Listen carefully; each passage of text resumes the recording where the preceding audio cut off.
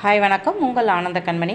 ஆனந்த நாவல் கீதம் சேனலை கேட்குறவங்க எல்லாரும் மறக்காமல் சப்ஸ்கிரைப் பண்ணிவிடுங்க, லைக் பண்ணுங்கள், கமெண்ட் பண்ணுங்கள், ஷேர் பண்ணுங்கள். வாங்க நாம் இப்போ கதை கேட்க போகலாமா? சுபலதாவின் கரையாய் உடைகிறேன் அத்தியாயம் 8. இது இது போதும்னா தங்கம், நான் தான் புத்திகட்டு சில நாள் இருந்துட்டேன், நீயாவது நல்ல முடிவு எடுத்தியே என்ற வைஷ்ணவி தன் கணவரை தேடி அறைக்கு சென்ற போது மகளை போகச் சொல்லிவிட்டு மகனுக்கு தனிமை கொடுத்துவிட்டு சென்றார். அறைக்குள் சென்றபோது யோகமித்திரன் ஏதோ யோசனையில் இருந்தார். அவரின் தோளில் தட்டி, கிருஷ் கல்யாணத்துக்கு சம்மதிச்சிட்டான் என்றார். உடனே யோகன் சந்தோஷப்படவில்லை. நான் ஒன்றும் மாப்பிள்ளை கிடைக்காமல் உன் மகனை கல்யாணம் பண்ணிக்க சொல்லலை. என் சுய சம்பாத்தியம் அத்தனையும் கொடுத்து கூட மாப்பிள்ளை தேடுவேன். அப்படி வருபவன் அவள் சொத்துக்காக மட்டும்தான் வருவான். அவளை அவளுக்காக திருமணம் செய்ய நினைக்கிறவன் தான் எனக்கு வேண்டும். இப்போ உன் மகன் மனதில் அந்த அவனுடைய காதலி தான் இருப்பாள். இவன் எப்படி என் மருமகளை நல்லா வச்சுக்க போகிறான்? உன் அப்பா எனக்கு கட்டி கொடுக்கும்போது பல பேர் சொன்னாங்க, நான் உன்னை குறி வச்சு சொத்துக்காக பிளான் பண்ணி கல்யாணம் பண்ணிக்கிறதா சொன்னாங்க. ஆனால் உண்மை என்ன என்று உனக்கும் எனக்கும் உன் அப்பாவிற்கும் மட்டும்தான் தெரியும். உன் அப்பா என்னுடைய திறமையை பார்த்து தான் பெண் கொடுத்தார். உனக்கும் எனக்கும் இத்தனை வருடங்கள் பிரச்சனை வந்தபோது கூட நான் ராமனாத்தான் இருந்தேன். உன் நம்பிக்கையை பொறுத்தவரை நான் ராமனாத்தான் இருந்தேன். உன் நம்பிக்கையை பெறுவதற்காக இல்லை. என்னை நம்பி உன்னை கொடுத்த உன் அப்பா நம்பிக்கையை இப்போ வரை நான் காப்பாற்றுறேன். உன் மகன் கண்கலங்காம என் மருமகளை காப்பாற்றுவானா என்றார் யோசனையாக. அவன் உங்க மகன், உங்க ரத்தம். கண்டிப்பாக கட்டின மனைவியை கண்கலங்க விட மாட்டான். நம்புங்க. நம்ம மேலேயும் தப்பு இருக்கு. கிஷோர் நம்ம கூடவே இருக்கான். அதனால் நம்ம பேச்சு, வீட்டு நடப்பு எல்லாம் தெரியுது. கிருஷ் பல வருடங்களாக நம்மளை விட்டு விலகி இருக்கான். உண்மையில் சின்ன வயதில் நாம் பேசினதை அவன் மறந்தே போயிட்டான். நினைவு இருந்தால் அவன் அந்த பெண்ணை காதலித்திருக்கவே மாட்டான். விடுங்க, இப்போ ஆக வேண்டிய காரியத்தை பார்க்கலாம் என்றார். பார்த்துத்தானே ஆகணும் என்றார். முன்பு இருந்த உற்சாகம் இப்போ அவருக்கு இல்லை. குடும்பத்தார் அனைவரும் சென்ற பிறகு இங்கே தனியாக நின்றான் கிருஷ். அவனால் அவனை மன்னிக்கவே முடியலை. காதலுக்கு அம்மா அப்பா பெரிதாக எதிர்ப்பு தெரிவிக்க மாட்டார்கள் என்று நினைத்துத்தான் அசால்ட்டாக இருந்தான். அதே சமயம் தன் காதல் விஷயம் தன் குடும்பத்தாருக்கு தெரிந்தால் உடனே திருமணம் பேசி முடித்து விடுவார்கள் என்றும் நம்பினான். எல்லாம் நடந்திருக்கும். நான் மட்டும் என் காதலை என் வீட்டில் சொல்லி இருந்தால் எது என்னை சொல்ல விடாமல் தடுத்தது? பத்ரி மாமா பெண்ணை தனக்கு திருமணம் செய்து வைக்கணும் என்ற அப்பா அவன் +2 படிக்கும் வரை சொன்னது தெரியும் தான். அதன் பிறகு கல்லூரிக்கு சென்ற பிறகும் வெளிநாட்டிற்கு சென்ற பிறகும் ஏன் இங்கே பெங்களூரில் தொழில் தொடங்கி வெற்றிகரமாக நடத்தி சாதித்த போதும் கூட வீட்டார் அதை பற்றி பேசலை. அவனுக்கும் மறந்தே போனது. அது அவன் செய்த முதல் தப்பு. இரண்டாவது, என் காதலை வீட்டில் சொல்லாதது. இப்போ மறுநாள் திருமணம் என்றபோது சொல்லி என்ன பயன்? எல்லாம் போச்சு. அவன் நவ்யாவின் காதலை ஏற்றுக்கொண்டான், காதலித்தான். அதற்காக காதல் மட்டுமே வாழ்க்கை என்று இதுவரை இருந்தது இல்லை. நவ்யாவை முத்தமிட்டு இருக்கிறான், அணைத்திருக்கிறான். அதற்கு மேல் போனது இல்லை. பெரும்பாலும் நவ்யாதான் உரிமை எடுத்து அவனிடம் பழகுவாள். அதுகூட மற்றவர்களிடம் எனக்கு கிருஷ்கிட்ட உரிமை இருக்கு என்று மற்றவர்களுக்கு காட்டத்தான். இப்போ எப்படி என் திருமணத்தை நவ்யா கிட்ட சொல்றது? பாவம், உடைந்து போய் விடுவாள். அவளின் கற்பனை கனவுகள் அனைத்தும் அவனுக்கு தெரியும். நடுத்தர குடும்பத்தில் பிறந்த பெண். ஹை சொசைட்டி பழக்க வழக்கங்கள் இருக்கும். நிறைய ஆசைகள் உண்டு. திருமணமான பின் அவற்றை அனுபவிக்கணும் என்று சொல்வாள். திருமணம் பற்றி 1000 ஆசைகள் உண்டு. அதன் பின்னான அவர்களின் வாழ்க்கை பற்றி இருவருமே இதுவரை பேசியது இல்லை. ஆனால் நவ்யா அதன் பிறகு 2 பேரும் எங்கே ஹனிமூன் போகணும், எந்தெந்த நாட்டிற்கு போகணும், என்னென்ன வாங்கணும் என்றுதான் சொல்வாள். இதெல்லாம் உனக்கு கிடைக்காது என்று சொன்னால் அவள் எப்படி அதிர்ச்சி அடைவாள், வேதனைப்படுவாள் என்று நினைத்தவனுக்கு மின்னலாய் ஒரு யோசனை வந்தது. நவ்யாவின் ஆசைகளில் ஒரு சிறு பகுதிதான் அவனை திருமணம் செய்து கொள்வது. என்னுடைய இந்த திருமணத்தால் அதுதான் நடக்காது. மற்றபடி அவள் ஆசைப்பட்ட அனைத்தும் நடக்கணும், நடத்த வைப்பேன். என் திருமணம் பற்றி அவளுக்கு தெரியக்கூடாது. தெரியாமலே அவளை விட்டு மெல்ல பிரிந்து அவளுக்கான வாழ்க்கையை அமைத்து கொடுக்கணும். என் திருமணம் பற்றி தெரிந்தால் கோபித்து கொண்டு வேலையை விட்டு போய்விடுவாள். அதன் பிறகு அவளுக்கான நல்ல வாழ்க்கையை நான் எப்படி அவளுக்கு அமைத்து கொடுக்க முடியும்? கொடுத்தாலும் ஏற்றுக்கொள்ள மாட்டாள். நீ என்ன எனக்கு பிச்சையா போடுகிறாய் என்பாள். எனவே பொறுத்திருந்து காய் நகர்த்தணும் என்று முடிவு செய்தான். அதன் பின் திருமணத்தில் பெற்றோர் சொன்னதை செய்தான். திருமணத்திற்கு முதல் நாள் பத்திரிக்கு பூஜை போட்டு சாமி கும்பிட்ட போது, மாமா என்னை மன்னிச்சிடுங்க, எனக்கு உங்களை ஞாபகம் இருந்த அளவுக்கு உங்கள் மகளை ஞாபகம் இல்லை, மன்னிச்சிடுங்க மாமா என்று மன்னிப்பு கேட்டான். யோகமித்திரனும் வைஷ்ணவியும் கூட மன்னிப்புத்தான் கேட்டார்கள். என் மகன் இப்படி காதலிப்பான் என்று நினைக்கலை. இவர்கள்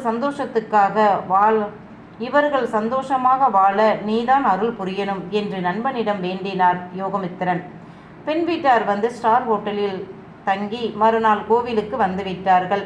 முறைப்படி வைஷ்ணவியும் அவருடைய உறவு பெண்களும் நாத்தனார் விதன்யாவும் சென்று பெண்ணழைத்து வந்தார்கள். அதன் பின் திருமண வேலைகள் மளமளவென்று நடந்தது. மணமகள் வந்து அவன் அருகே அமர்ந்தது தெரிந்தது.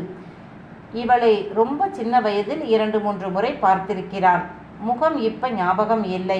ஏன், பத்ரி மாமா மனைவி அந்த அத்தை முகம் கூட இப்ப அவனுக்கு ஞாபகத்தில் இல்லை. அவன் பெண்ணை நிமிர்ந்து பார்க்கலை.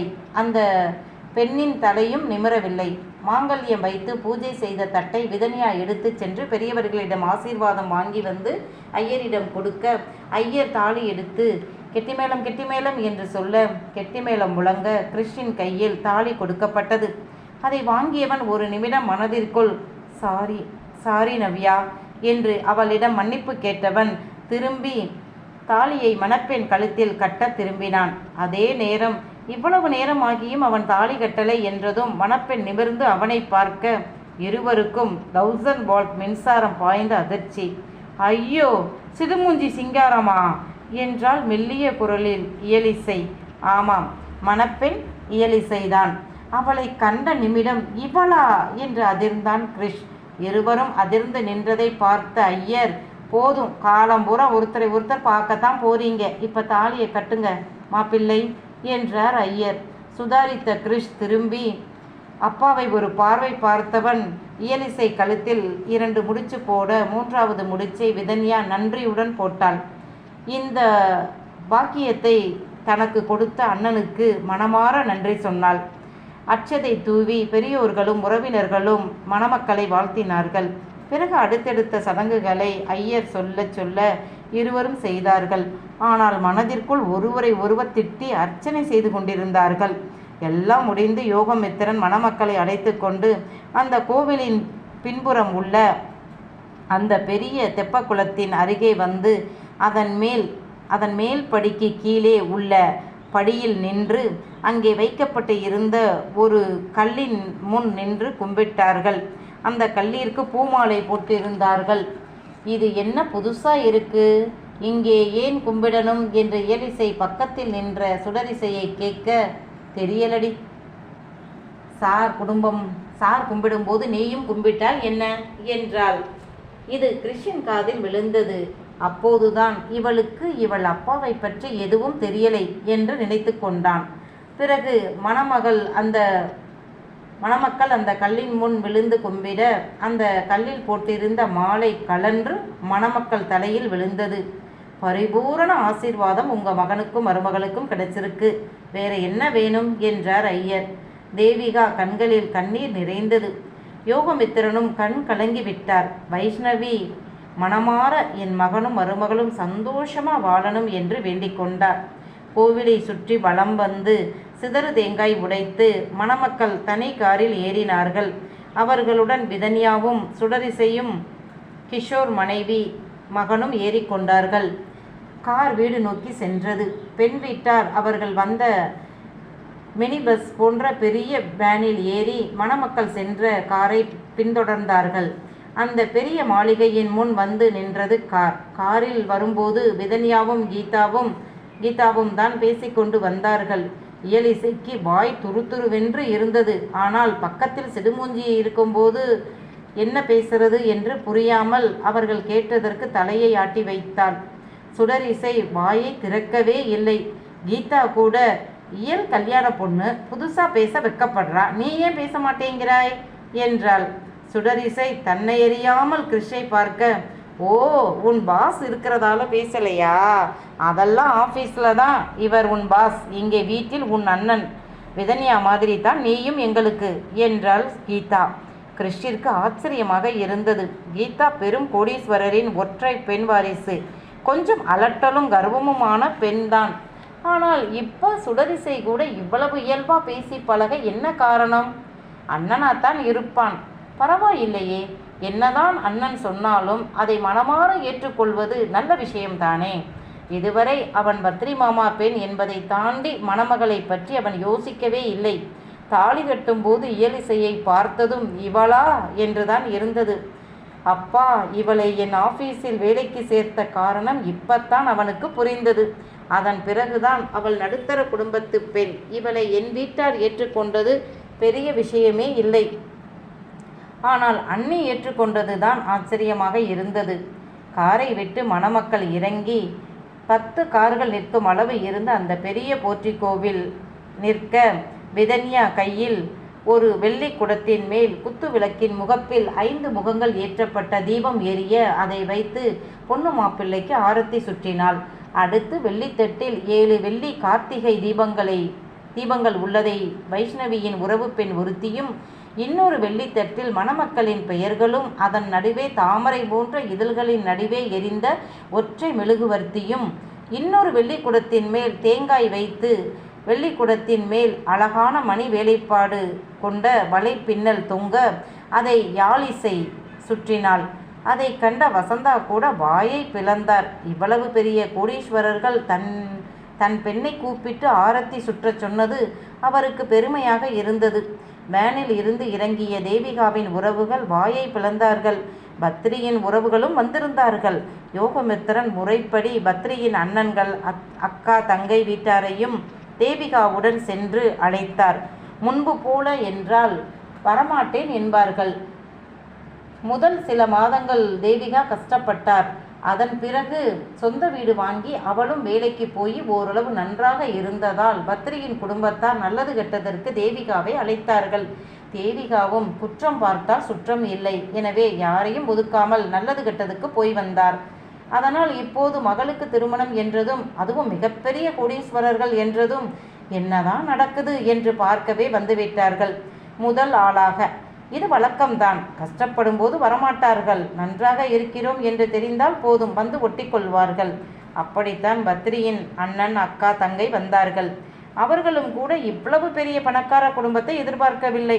ரிசப்ஷனுக்கு இவர்களை கூப்பிட வேண்டாம் என்றுதான் திருமணத்திற்கு பெரிய வேன் பிடித்து தேவிகா அழைத்து வந்தார்.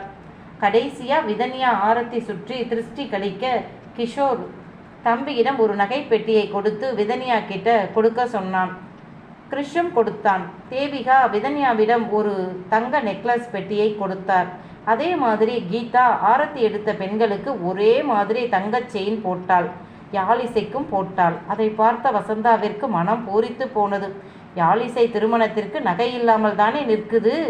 இந்த செயின் 3 பவுனுக்கு குறையாது, $1/2 பவுனாவது வரும். இது பெரிய நகைதான். இப்போ அவர்கள் நிலைக்கு மனம் சற்று நிம்மதியானது. மணமக்கள் வலது கால் எடுத்து வைத்து உள்ளே சென்றார்கள். நேராக சாமி அறைக்கு அழைத்து சென்று மருமகளை விளக்கேற்றச் சொன்னார் வைஷ்ணவி. விளக்கேற்றி சாமி கும்பிடவும் வேறு அறைக்கு அழைத்து சென்றார். அங்கே அந்த குடும்பத்து பெரியவர்களின் புகைப்படங்கள் மாலையிட்டு இருந்தது. அதன் நடுவே பத்ரிநாதனின் புகைப்படமும் இருந்தது.